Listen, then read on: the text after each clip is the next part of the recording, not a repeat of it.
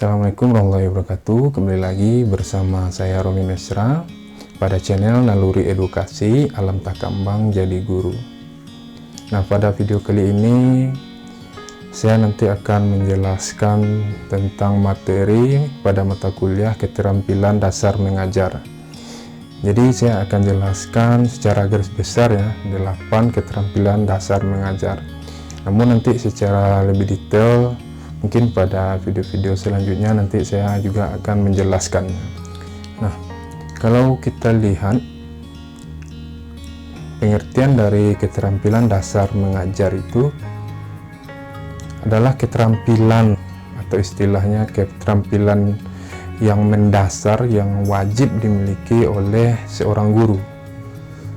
Nah, jadi 8 keterampilan ini bisa kita katakan wajib ya dimiliki oleh seorang guru ya kalau ingin menjadi seorang guru yang profesional dan bisa mengajar itu ya secara efektif dan efisien.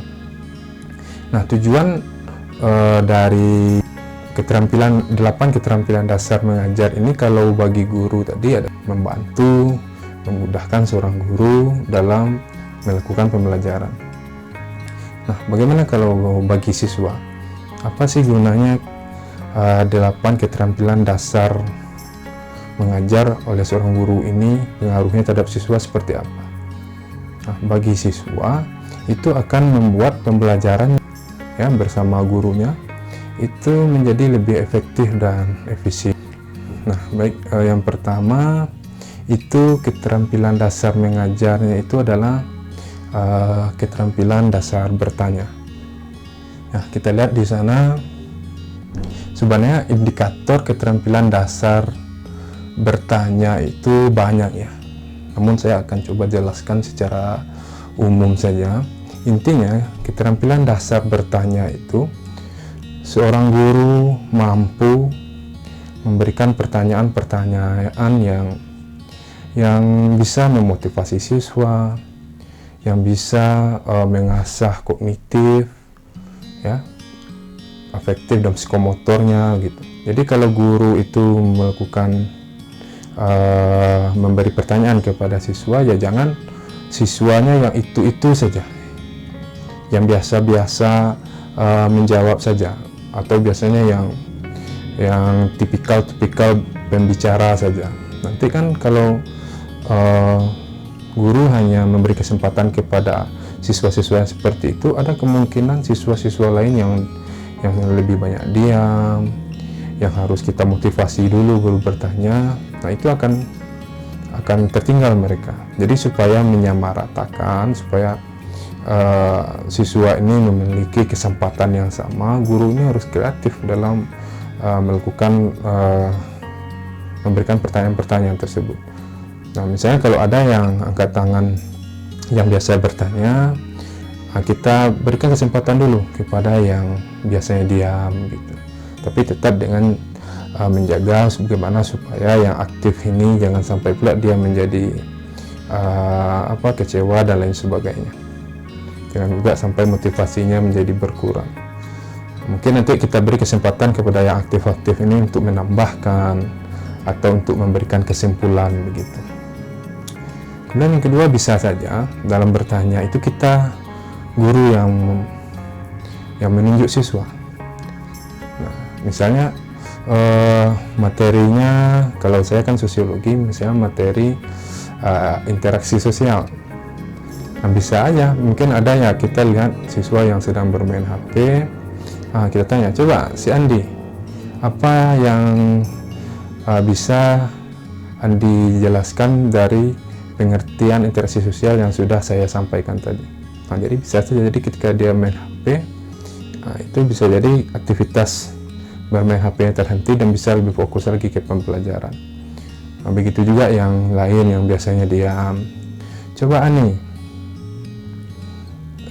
berikan contoh.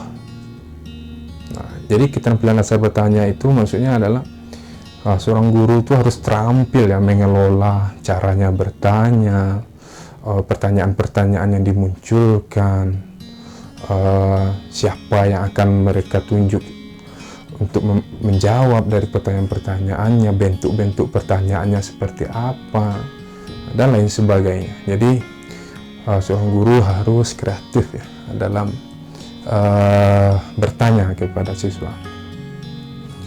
Jadi begitu ya, secara umumnya seperti itu ya.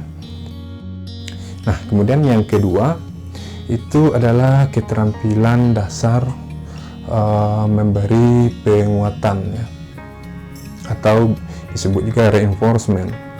Jadi keterampilan dasar memberi penguatan ini maksudnya adalah seorang guru juga harus terampil untuk bisa memotivasi siswa, memberikan penguatan terhadap siswa.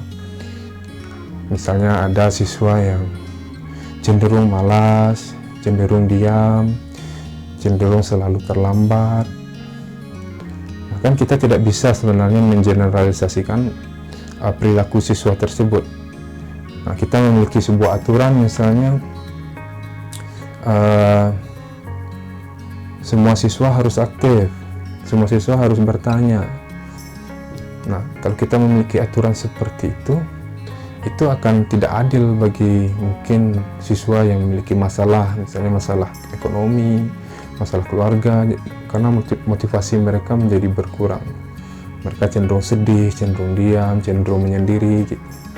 Nah, seorang guru harus bisa melihat hal tersebut. Jika kita lihat ada siswa yang sepertinya kok dalam kelas itu selalu murung, nah, itu bisa kita dekati secara personal, atau kita bisa minta kepada temannya untuk memotivasi. Nah,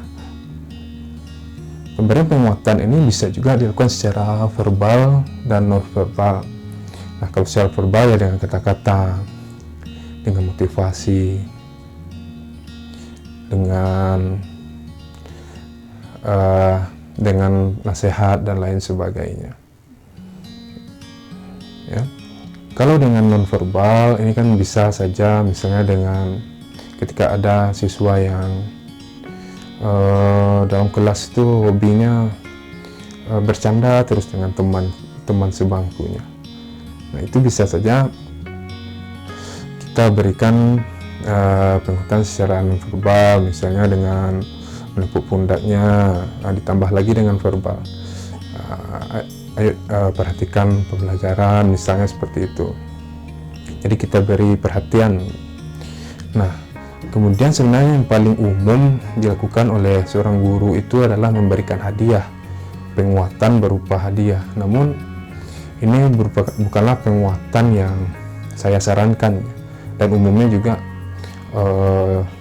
kalau bisa jangan terlalu banyak hadiah, karena kalau orientasi kita memberikan penguatan itu adalah hadiah, maka mindset siswa itu mereka hanya akan aktif ketika pembelajarannya itu ada imbalan, ada hadiah.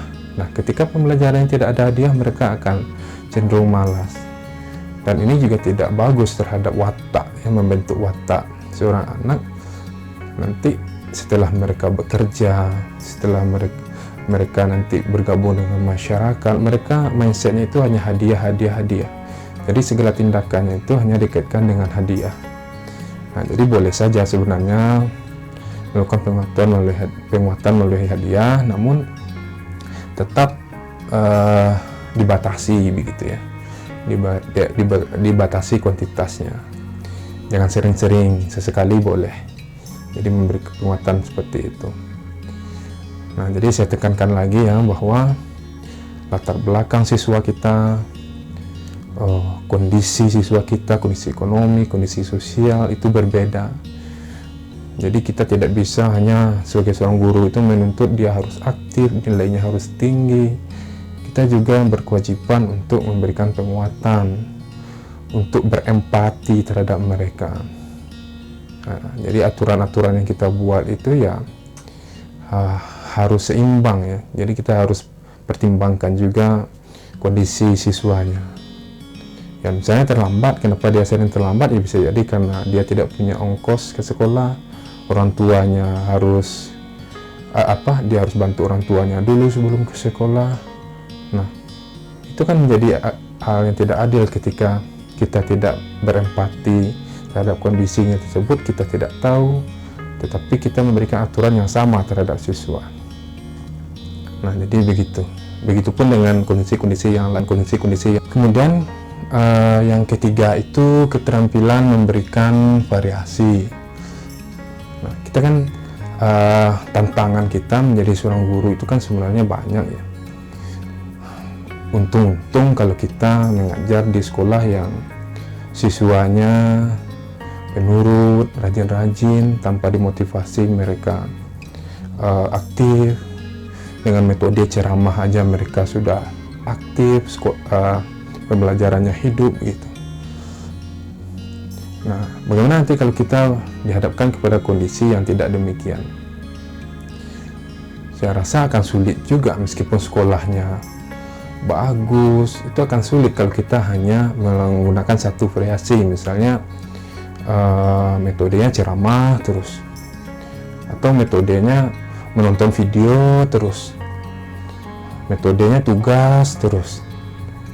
Nah, itu kan siswa biasanya akan bosan ya dengan hanya variasi yang tidak bertukar begitu, hanya itu ke itu saja. Jadi kita sebagai seorang guru ya bisa saja misalnya kalau mengajar tentang tindakan sosial. Nah, kita misalnya mengajar tentang materi tindakan sosial, itu bisa saja kita dengan memperlihatkan video tindakan sosial. Oke, itu mungkin sudah biasa. Yang kedua, bisa saja kita meminta misalnya 2 orang atau beberapa orang siswa ke depan, kemudian yang 1 orang siswa kita suruh untuk misalnya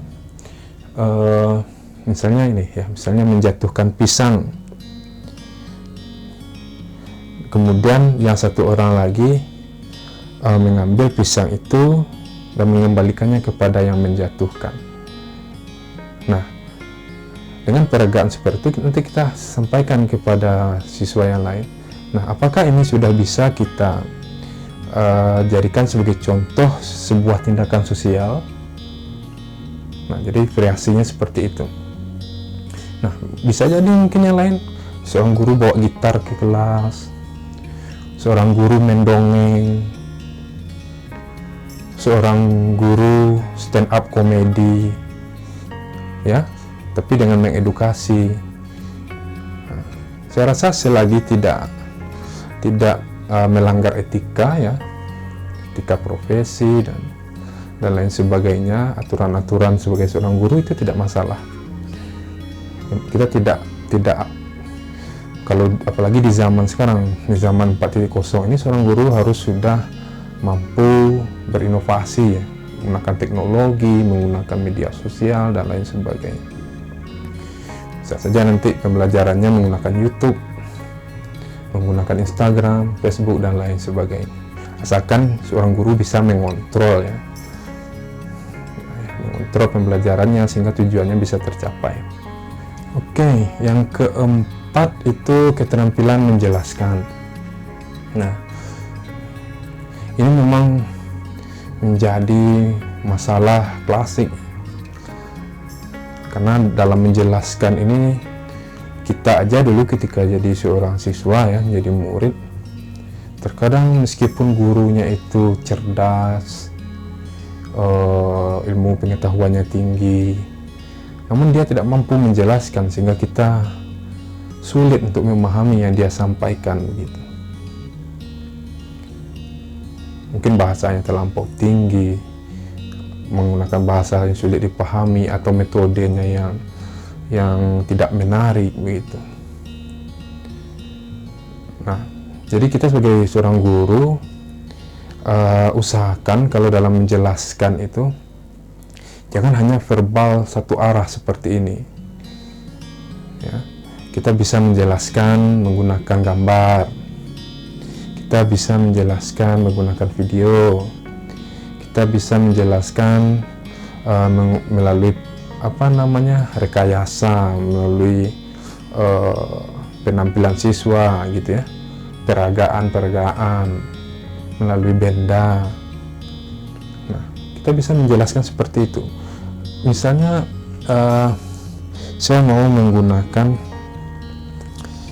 menjelaskan menggunakan dompet untuk materi misalnya lembaga sosial. Jadi maksudnya kita bisa aja menjelaskan dengan benda-benda di sekitar kita, apa yang ada.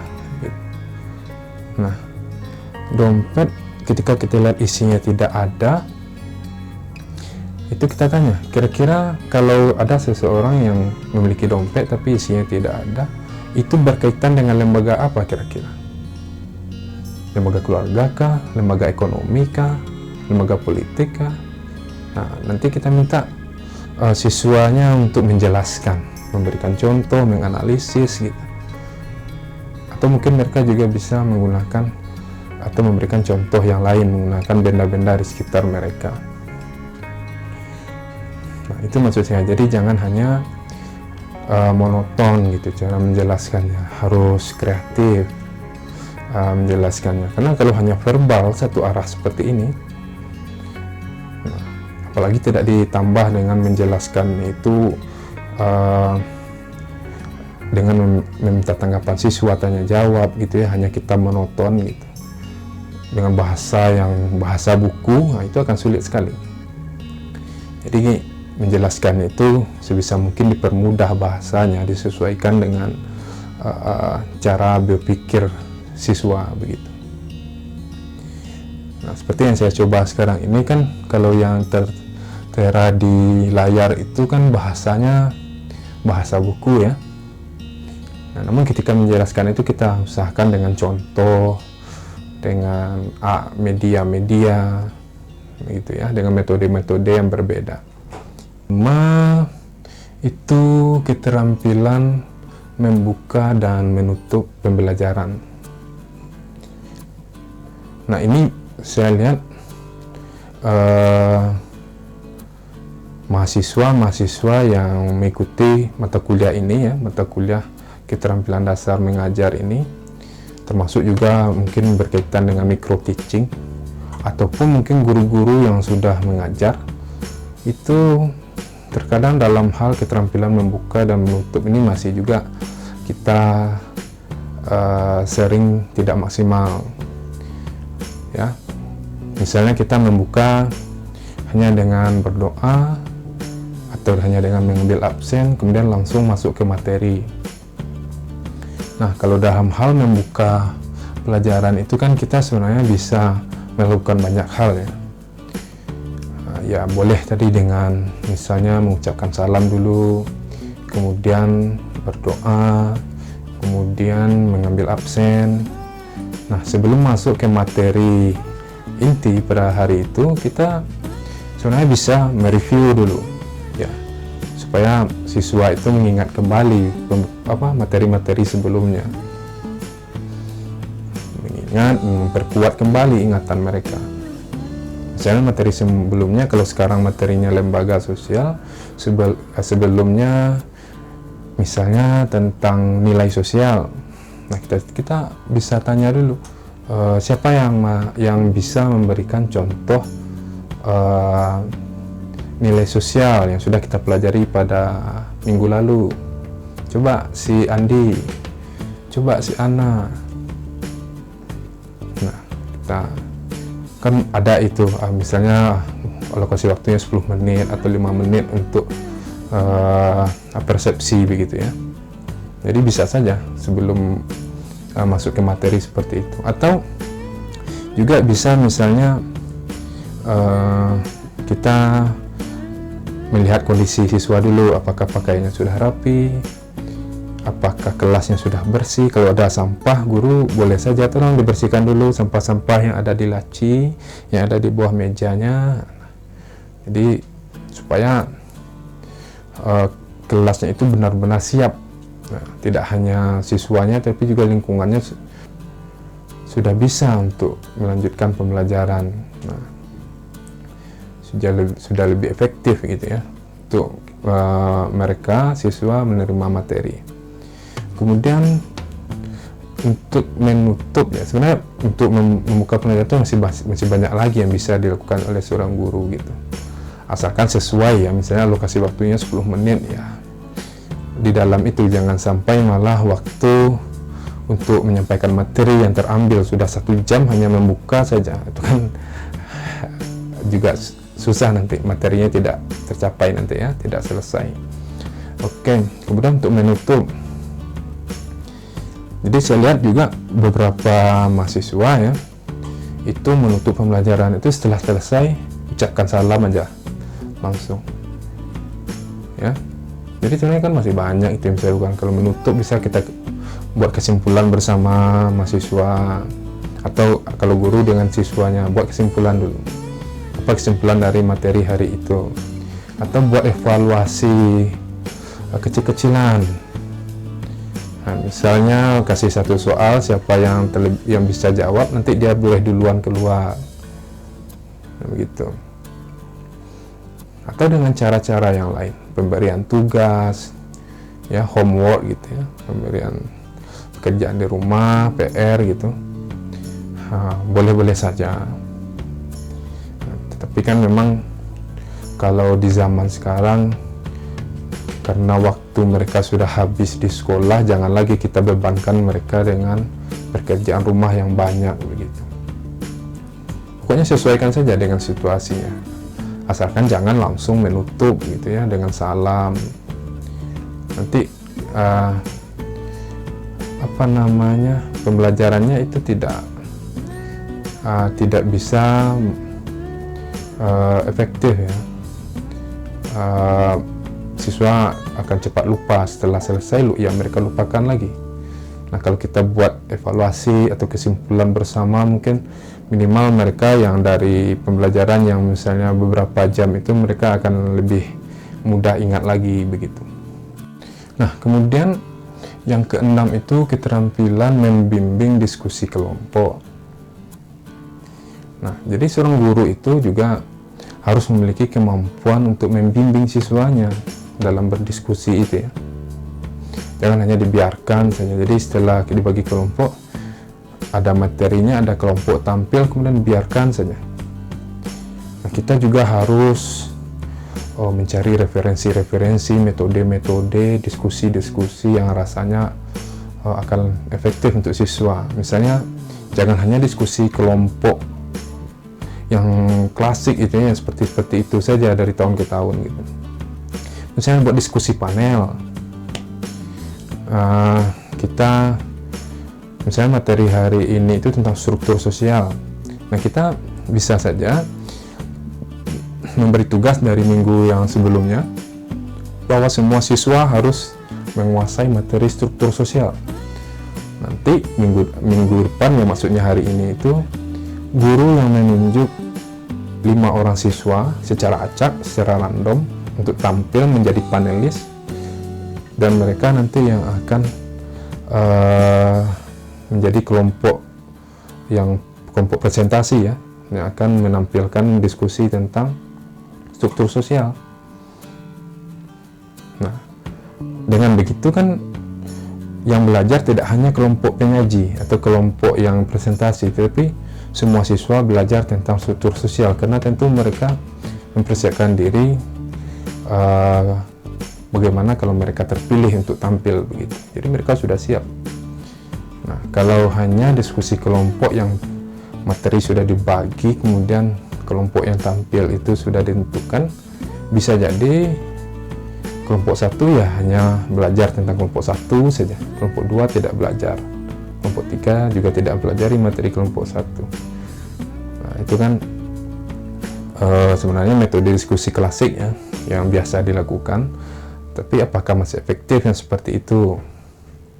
Nah, kemudian guru tentu juga harus memiliki wawasan tentang itu ya. Nah, meskipun diskusi klasik seperti yang sebelumnya saya jelaskan, mungkin guru bisa melakukan variasi gitu. Misalnya diskusinya menggunakan PowerPoint, atau diskusinya tidak menggunakan PowerPoint tetapi dengan metode lain. Diskusinya yang menggunakan alat peraga, dengan cara stand up dan lain sebagainya. Pokoknya bagaimana supaya diskusinya itu tidak membosankan begitu, dan yang bertanya jangan hanya itu ke itu saja gitu. Bagaimana supaya diskusinya itu memang ada hasilnya, jangan nanti sebagian diskusi, sebagian main HP, sebagian ngobrol gitu ya. Nah, jadi kalau kenapa penting keterampilan dasar membimbing diskusi kelompok itu, ya itu supaya diskusinya itu ya bisa mencapai tujuan pembelajarannya. Nah, yang ketujuh itu keterampilan mengelola kelas. Nah, ini yang paling penting juga sebenarnya, keterampilan mengelola kelas. Kan tidak semua kelas itu yang seperti saya sampaikan sebelumnya itu yang adem ayem, yang penurut, yang tidak banyak tingkah siswanya. Itu kan sangat sulit sekali ya kita temukan kelas yang seperti itu. Nah, meskipun ada yang seperti itu, tetap seorang guru harus mampu mengelola kelasnya, supaya misalnya seimbang ya, tidak hanya itu saja yang aktif gitu, tidak itu saja yang bertanya. Nah, jadi semuanya diberi kesempatan, semuanya diberi semuanya harus partisipatif begitu. Nah, bisa saja kalau mengelola kelas itu jangan hanya guru berdiri di depan ya, guru bisa pergi ke tengah, pergi ke belakang gitu ya, mengelola kelasnya, melihat mana yang tiduran, mana yang main HP, mana yang diam, mana yang aktif, yang ada juga terkadang yang aktifnya berlebihan gitu, istilahnya ya asal bicara gitu ya, cari perhatian. Nah, jadi guru harus bisa itu. Ada juga yang kalau kita ketemu sama kelas yang apalagi di sekolah-sekolah swasta yang istilahnya itu sekolah tempat pembuangan ya dalam tanda kutip, kalau sudah tidak terima lagi di sekolah lain, mereka sekolah ke sana, anak-anak nakal atau anak-anak manja gitu ya, anak nakal lah paling banyak begitu. Nah, itu susah, kita masuk aja kadang tidak dihargai kan. Kita ngajar mereka ya main game, bahkan kita sampai ditantangin kan, diajak berkelahi, kita dianggap sama besar. Nah, itu luar biasa tantangannya itu mengelola kelas seperti itu. Nah, jadi seorang guru harus bisa adaptif juga. Misalnya ya kalau yang seperti itu kita harus punya pengetahuan juga tentang game, harus punya pengetahuan juga tentang musik misalnya. Kita harus punya pengetahuan juga tentang busana kalau yang perempuan ya, make up dan lain sebagainya. Jadi ketika masuk kelas kita bisa mengelola kelas itu dengan misalnya dengan bawa gitar. Jadi kalau mereka tidak mau memperhatikan kita, kalau hanya kita berbicara, kita bawa gitar, kita ajak nyanyi dulu, atau kita cerita dulu tentang PUBG, tentang Mobile Legends, kan bisa saja untuk menarik perhatian. Kalau memang banyak yang seperti itu ya, main game aja kerjaannya gitu, kita bisa gunakan itu untuk masuk ke lingkungan siswanya, untuk menarik perhatian siswanya. Begitu juga dengan siswa yang perempuan ya, siswinya itu bisa juga diterapkan seperti itu. Nah, jadi jangan dibiarkan aja yang main HP dibiarkan, yang ribut dibiarkan, yang kita ngoceh terus menyampaikan materi. Berarti kan pembelajarannya tidak efektif, tujuan pembelajarannya tidak akan tercapai. Kita buat bagaimana kelasnya itu benar-benar punya atensi untuk menerima materi dari seorang guru. Nah, untuk mendapatkan atensi itu memang seorang guru harus berusaha ya, harus kreatif, harus inovatif, harus memiliki persiapan. Jangan kita hanya sebagai guru ya masuk ke kelas, masuk aja tanpa persiapan. Ya wajar saja kan kalau siswanya juga asal-asalan gitu, kalau gurunya juga asal-asalan tanpa persiapan. Jadi gitu, itu keterampilan mengelola kelas Kemudian yang terakhir, keterampilan membimbing kelompok kecil atau perseorangan ya. Yang terakhir itu keterampilan mengajar kelompok kecil atau perseorangan. Nah, kita sebagai seorang guru tentu juga bisa ya melihat potensi-potensi atau minat dari siswa kita. Nah, kita bisa bentuk itu kelompok-kelompok kecil, tapi kita hanya sebagai ini ya, yang mengarahkan siswanya tersebut. Jadi yang lebih banyak aktif nanti siswanya. Jadi misalnya kita lihat siswanya itu yang hobi berdebat, kita buat kelompoknya. Kita beri mereka kesempatan berdiskusi, melakukan riset dan lain sebagainya. Nanti kalau ada kegiatan perlombaan, debat atau apa, kan mereka bisa tampil. Atau kalau ada kegiatan sekolah yang berkaitan dengan debat, nanti mereka bisa tampil begitu ya. Begitu juga dengan yang lain, misalnya yang hafalan gitu ya. Ada siswa ini yang hafalan ya, yang apa yang di buku itu bisa sama persis dia sampaikan, ya bisa juga itu kita buat kelompoknya. Nanti kita bisa salurkan bakatnya, misalnya kecerdas cermat dan lain sebagainya. Nah, ada juga yang bakat seni, bakat ini, bakat itu. Nah, kita bimbing itu. Kalau di kampus itu kan ada namanya PKM ya, Program Kreativitas Mahasiswa. Nah, itu mungkin salah satu contohnya untuk membimbing kelompok kecil ya, mahasiswa sesuai dengan minat dan bakatnya. Kemudian juga tidak apa namanya, terkadang banyak juga ya siswa itu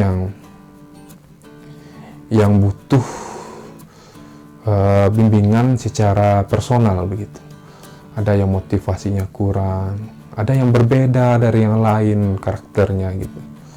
Nah, jadi tidak hanya guru BK, tidak hanya wali kelas, seorang guru mata pelajaran juga bisa itu mengajar secara persoalan seperti itu. Mungkin dia tidak bisa menerima pembelajaran itu kalau dengan ceramah. Dia biasanya lebih enak menerima pelajaran itu melalui video, melalui visual begitu ya. Nah, kita bisa bimbing itu, misalnya kita buat orang-orang seperti itu buat project gitu ya. Misalnya mengobservasi permainan anak-anak di desa itu, apa-apa aja permainan lokalnya, nanti divideokan, diupload ke YouTube. Ya, ada juga yang suka seperti itu ya, yang berdasarkan basis project gitu. Ya. Yang suka action langsung, yang suka bermain teknologi, YouTube, Instagram dan lain sebagainya. Kalau zaman sekarang kan begitu.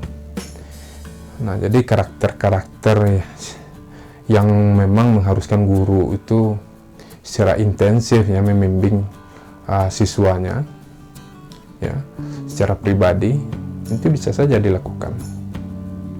Nah, jadi itu 8 keterampilan dasar mengajar yang wajib dimiliki oleh seorang guru.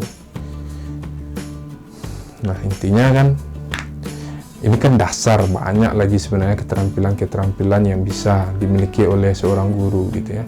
Nanti untuk video selanjutnya saya akan coba rincikan, misalnya keterampilan dasar bertanya itu apa-apa saja.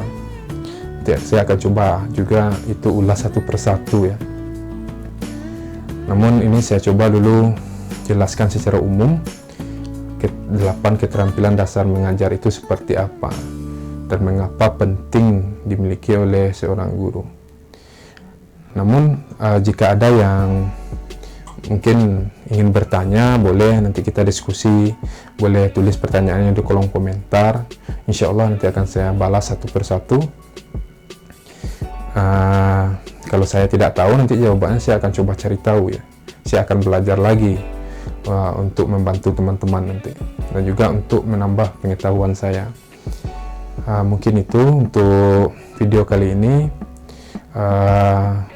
Mohon maaf kalau ada yang kurang dari penyampaian saya. Saya yakin banyak di luar sana yang jauh lebih menguasai tentang materi 8 keterampilan dasar mengajar ini. Namun sejauh pengetahuan saya, itu tadi yang bisa saya sampaikan. Semoga bermanfaat.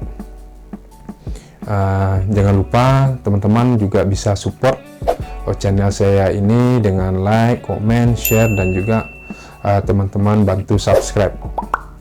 Mungkin itu yang bisa saya sampaikan pada video kali ini. Saya Romi Mesra pada channel Naluri Edukasi Alam Takambang Jadi Guru.